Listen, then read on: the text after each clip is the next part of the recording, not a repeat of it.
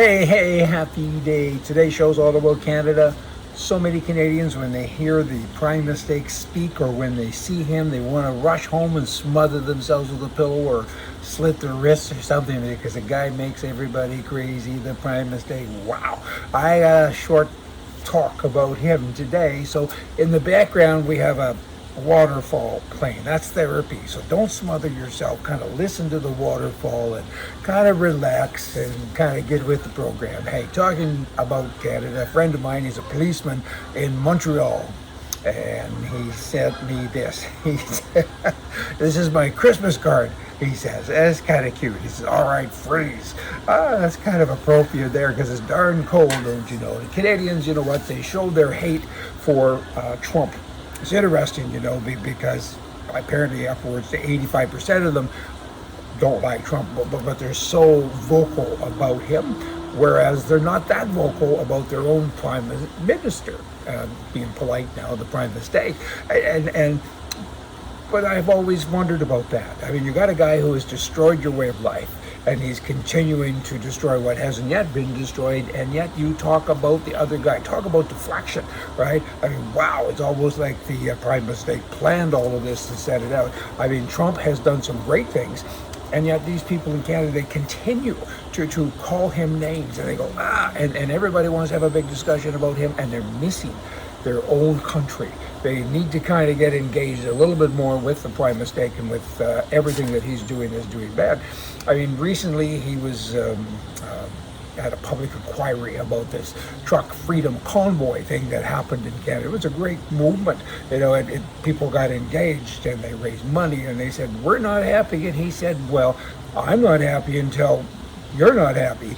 You're not happy now, and I'll make you that way," and on it goes, right? And then this public inquiry, several sources say that he lied under oath. Prior to that, he said all kinds of other issues. He was caught once, earning money, I guess, when he shouldn't have, upwards to $500,000 doing speeches when he was a member of Parliament. He was caught, so he had to give it back. No charges were laid, and the press didn't really pick up on it very much. But that's what's going on. This guy's it's like he's made of Teflon, right? And he's just crazy. And he says the responsibility of the Prime Minister is to make tough calls and to keep people safe. Okay, why didn't he shut down Black Lives Matter then and so many other things, similar things? But he's focused on the truckers because they were making a difference.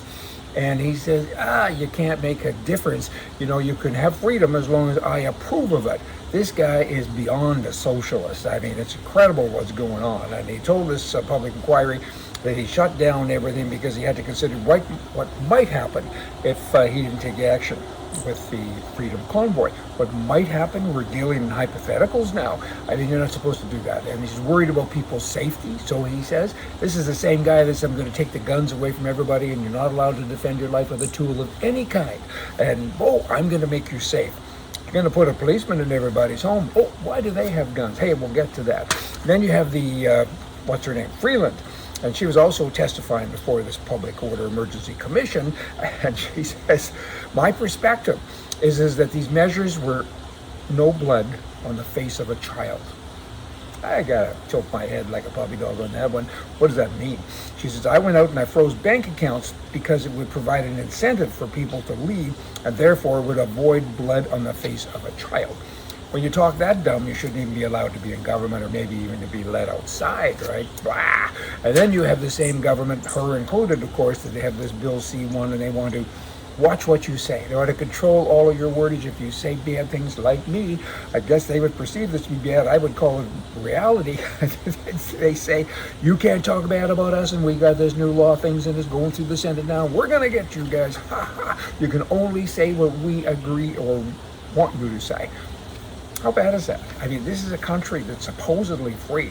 I mean, Canadians watch a lot of American television and they assume that they've got all of these freedoms and they do not. And Trudeau and his gang, they're moving quickly towards banning all firearms. I mean, hunters, farmers, you have a varmint coming in your yard, you won't be able to deal with them anymore. And they're doing it in a funny way. I mean, they started off with like 1,500 guns that they banned. I didn't know there were that many. And now it's 4 or 5 times that. They continue to ban guns. every gun owner in Canada is a criminal now. They have to be, because nobody knows what's legal and what isn't legal. They just keep coming up with more serial numbers and more names and more everything, and it's wrong. It's just wrong. I mean, he's going after the most law-abiding sector in the entire nation, and he's chasing them every day. And he's saying, you guys are bad guys, whereas the criminals, he lessens all. It's just even hard to talk about. He lessens the time in jail, the bails, everything. I mean, he makes it easier to be a criminal and harder to be an honest guy. I mean, who does that? Gun clubs in Canada, they're circulating petitions saying sign. I get that. I get it, right? I mean, you feel like you need to do something. You got to share your grievance. But you know what? Guess who that petition's going to? It's going to the Prime Minister and all of his left-wing whacks, and they won't even look at it. They won't even read it. Again, I admire what you do, but I've had people say to me, will you sign? I say, for what reason? Who's going to look at this? When you feel like that, it's pretty sad to have such negativity with Canadian people because of this government that we have. They got to go. And this brainwashing and all this other stuff has to stop. Hey, take that to the bank. See ya.